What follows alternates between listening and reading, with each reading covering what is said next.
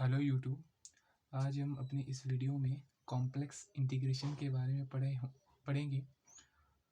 हमने पढ़ा था अगर आपके पास कोई रियल वैल्यूड फंक्शन है जी ऑफ एक्स, अगर मुझे इसका इंटीग्रेशन करना है, ठीक है, विद रिस्पेक्ट टू एक्स से, तो क्या आता था, हम क्या इसका इंटीग्रेशन करके क्या आता था, आपको एफ ऑफ एक्स कोई दूसरा फंक्शन आ जाता था plus C constant of integration आ जाता था। सी क्या था यहाँ पर, कॉन्स्टेंट ऑफ इंटीग्रेशन। अगर आपके पास क्या इसको बोलते थे इनडेफिनेट इंटीग्रेशन, लेकिन अगर मान लीजिए मुझे इस इंटीग्रल की लिमिट दी गई हो, ठीक है, और मुझे इसका इंटीग्रेशन निकालना है जी ऑफ एक्स फंक्शन का, तो मैं इंटीग्रेशन कैसे निकालता था, जो आपका इंटीग्रेशन आया ना एफ ऑफ एक्स, उसमें लिमिट पुट कर देता था ए टू बी। और इसमें लिमिट कैसे पुट करते थे, पहले हायर अपर लिमिट पुट करते थे एफ ऑफ बी एक्स की जगह, फिर लोअर लिमिट आप पुट कर देते जब आप रियल एनालिसिस में इंटीग्रेशन करते थे। लेकिन कॉम्प्लेक्स में क्या होता है कि मान लीजिए आपके पास एक फंक्शन है कॉम्प्लेक्स, एफ जेड की कॉम्प्लेक्स फंक्शन है, कॉम्प्लेक्स फंक्शन है आपका। कॉम्प्लेक्स फंक्शन का मतलब है जिसमें एक्स आयोटा का टर्म हो, ठीक है। और आपने क्या करना है, इस फंक्शन को, अब आपके पास जो लिमिट है वो भी कॉम्प्लेक्स में दी गई है, ए आयो प्लस बी आयोटा और सी प्लस डी आयोटा, आपके पास लिमिट कॉम्प्लेक्स में दी गई है, ठीक है। F of Z D of Z. अब क्या होगा, आपके पास यहाँ पर एक कर्व दिया होगा, कोई सा भी आपके पास कर्व दे देंगे वो, कि भाई इस कर्व के अलोंग इंटीग्रेशन करनी है। क्योंकि क्या होता है कि रियल एनालिसिस में हम डायरेक्ट इंटीग्रेशन को निकाल लेते हैं, लेकिन कॉम्प्लेक्स में आप डायरेक्ट नहीं निकाल सकते। जैसे मान लीजिए अगर मैं आपके पास उस फंक्शन का इंटीग्रेशन इस कर्व के, देखो जरा यहाँ पर ये पॉइंट क्या है आपके पास, मान लीजिए पी पॉइंट क्या है, पी नंबर क्या है, ए प्लस आयोटा बी है, तो इसको कोऑर्डिनेट के फॉर्म में लिखा, कितना है ए कॉमा बी। मान लीजिए पी पॉइंट आपके पास यहाँ पे है, ठीक है। क्यू आपके पास क्या है, सी प्लस आयोटा डी, तो इसको पॉइंट के फॉर्म में कैसे लिखा, सी कॉमा डी। मान लीजिए क्यू पॉइंट आपके पास यहाँ पर है, that is A B C D. आपसे बोला गया है कि आपने जो आपके पास एफ जेड जो फंक्शन है उसका इंटीग्रेशन करना है with respect to D Z, point P से क्यू तक करना है आपने, ठीक है। अब एक रास्ता तो आपके पास ये हो सकता है इंटीग्रेशन का, एक रास्ता आपके पास ये भी हो सकता है, एक रास्ता आपके पास ये भी हो सकता है, ये भी रास्ता हो सकता है, बहुत सारे रास्ते आपके पास हो सकते हैं। तो कॉम्प्लेक्स इंटीग्रेशन में आपके पास एक पाथ दे देंगे वो हमेशा, कि भाई आपने किस पाथ के अलोंग इसका इंटीग्रेशन करना है, ठीक है। आपके पास क्या देंगे कि हमेशा आपके पास एक पाथ दे देंगे, वो हो सकता है लाइन हो सकती है, कर्व हो सकती है, सर्कल हो सकता है, कि भाई इस सर्कल के अराउंड आपने इसका इंटीग्रेशन करना है, ठीक है। मान लीजिए हम एक एग्जांपल कंसीडर कर लेते हैं ताकि हमें और अच्छी तरीके से समझ आए कि भाई कॉम्प्लेक्स फंक्शन का इंटीग्रेशन आपने करना कैसे है। मान लीजिए आपके पास क्वेश्चन है, integration along C X plus Y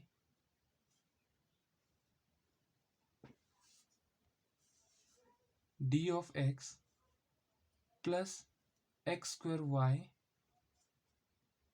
D of Y, इस फंक्शन का आपने इंटीग्रेशन करना है।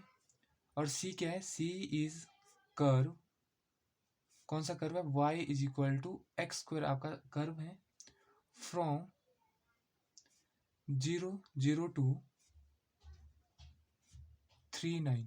भाई आपने इस कर्व से के अनुसार इसका इंटीग्रेशन करना है, और किस पॉइंट से, 0 0 पॉइंट से 3 1 तक। 0 0 क्या आपका, z इज इक्वल टू 0, ये कौन सा नंबर है, z is equal to 3 plus iota 9 iota, तो ये नंबर हो गया।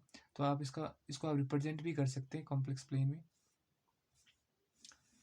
0 0 पॉइंट आपका यहाँ पे हो गया, और यहाँ पर आपका 3 है, y का वैल्यू 9 है, तो ये पॉइंट यहाँ पे हो गया 3 9। अब इस पॉइंट से इस पॉइंट तक आपने इंटीग्रेशन करना है, किस कर्व के अलोंग करना है, y is equal to X square. तो इसका ग्राफ आपको पता है, y is equal to X square का ग्राफ ऐसे जाता है, तो मान लीजिए इस ऐसे आपने, मान लीजिए y is equal to X square curve है, तो इस कर्व के अलोंग आपने इस फंक्शन का इंटीग्रेशन करना है, ठीक है। तो सबसे पहले हम क्या करेंगे, यहाँ पर आपके पास integration with respect to x है, यहाँ पर integration with respect to y है। तो आपके पास सबसे पहले क्या दे रहा है, वाई का वैल्यू क्या दे रखा है, एक्स स्क्वायर है, तो y का वैल्यू आप यहाँ पर पुट करेंगे ताकि आपका पूरा x ही में आ जाए, ठीक है। और dy का वैल्यू आप यहाँ से निकालेंगे, dy कितना आ जाएगा, with differentiate with respect to x, ठीक है। कितना आ जाएगा आपके पास 2x D of x, dy का वैल्यू आ जाएगा। अब इस वैल्यू को आप यहाँ पे पुट कर देंगे, ठीक है। देखिए जरा आप यहाँ पे c आपका कर्व है और लिमिट कितनी दी गई है, देखो जरा यहाँ पे y का x प्लस y की जगह क्या रखेंगे आप, X square D of X plus X square, Y की जगह क्या रखेंगे आप, एक्स स्क्वायर, और डी वाई की जगह क्या रखेंगे आप, 2x डी ऑफ एक्स। अब इसको सिंप्लीफाई करो जरा थोड़ा सा। अब देखो जरा ये पूरा इंटीग्रेशन x में चला गया ना, तो हम यहाँ से x का लिमिट उठाएंगे। ये है x1 y1, ये है x2 y2, तो यहाँ से हम x1 x2 उठाएंगे। x1 कितना है 0 और x2 कितना है 3, क्योंकि अब पूरा आपके पास लिमिट x फंक्शन x में चला गया ना, तो लिमिट भी आप x में लेंगे, ओके। अब देखिए जरा, अब इसका इंटीग्रेशन करेंगे, अलग अलग इंटीग्रेशन डिस्ट्रीब्यूट हो जाएगा। x plus X square D of X integration 0 to 3 plus integration 0 to 3 x multiply X square, X to raise power 4 बनेगा, एक x यहाँ पर है, एक्स टू रेस पावर 5 और 2 यहाँ पर आ गया डी ऑफ एक्स। अब आप सिंपली इसको इंटीग्रेशन करेंगे, क्या आ जाएगा आपके पास 0 to 3 एक्स का इंटीग्रेशन। अब आप डायरेक्ट इंटीग्रेशन कर लेंगे, ठीक है। एक्स का इंटीग्रेशन क्या आएगा, एक्स स्क्वायर बाई 2 और एक्स स्क्वायर का इंटीग्रेशन कितना आएगा, X cube by 3 plus 0 to 3 plus 2 constant है आपका, x5 इंटीग्रेशन कितना आएगा, X to raise power 5 upon 6 upon 6।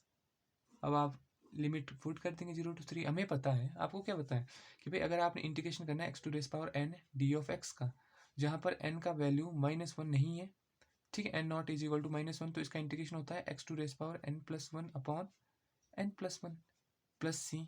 अब सी आप यहाँ पर नहीं लगाएंगे क्योंकि आपके पास क्या दे रखा है, लिमिट दे रखी है, ठीक है। तो अब आप इसको सॉल्व करेंगे नेक्स्ट पेज पे। अब लिमिट का वैल्यूज पुट करेंगे, कितना आएगा आपके पास, सबसे पहले अपर लिमिट पुट करेंगे 3 square upon 2 plus 3 to raise power 3 upon 3 minus, जब 0 पुट करेंगे तो टोटली 0 हो जाएगा, प्लस 2, यहाँ पर आप क्या करेंगे, x की जगह 3 पुट करेंगे, 3 टू रेस पावर 6 अपॉन 6। अब देखिए जरा 2 मल्टीप्लाई 1 2 1 जा 2 2 3 जा 6।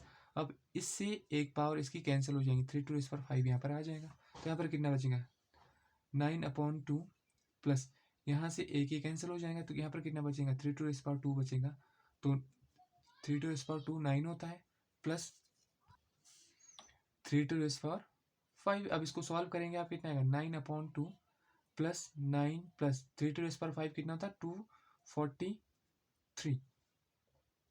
तो इसको जब आप प्लस करेंगे तो ये आपके पास आ जाएगा 243 प्लस 9 कितना हो जाएगा 252 प्लस 9/2 कितना होगा 4/5, तो ये आपके पास आ जाएगा 256/5।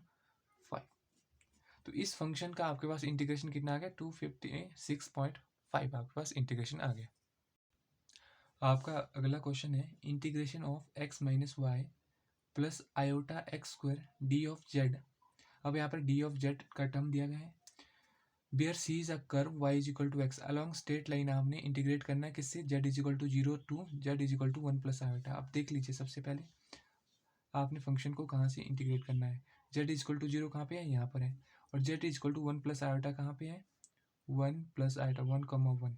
तो इस लाइन के अलॉन्ग आपने क्या करना है, इसको इंटीग्रेट करना है, इस फंक्शन को इंटीग्रेट करना है, ठीक है। सबसे पहले आपके पास क्या देखा है, y is equal to X आपके पास टर्म दिया गया है, तो सबसे पहले आप क्या करेंगे, आपको पता है कि जो डी जेड का वैल्यू होता है d x plus iota d y होता है, तो हम क्या करेंगे सबसे पहले इसको पूरे को x में ही ला देंगे, तो यहाँ से डी वाई का वैल्यू निकालेंगे जो कि कितना आएगा डी ऑफ एक्स आ जाएगा, तो डी ऑफ जेड का वैल्यू यहाँ से कितना आ जाएगा D of X plus iota d of x, तो डी ऑफ एक्स यहाँ से कॉमन लेंगे तो कितना आएगा डी ऑफ एक्स आ जाएगा डी जेड का वैल्यू।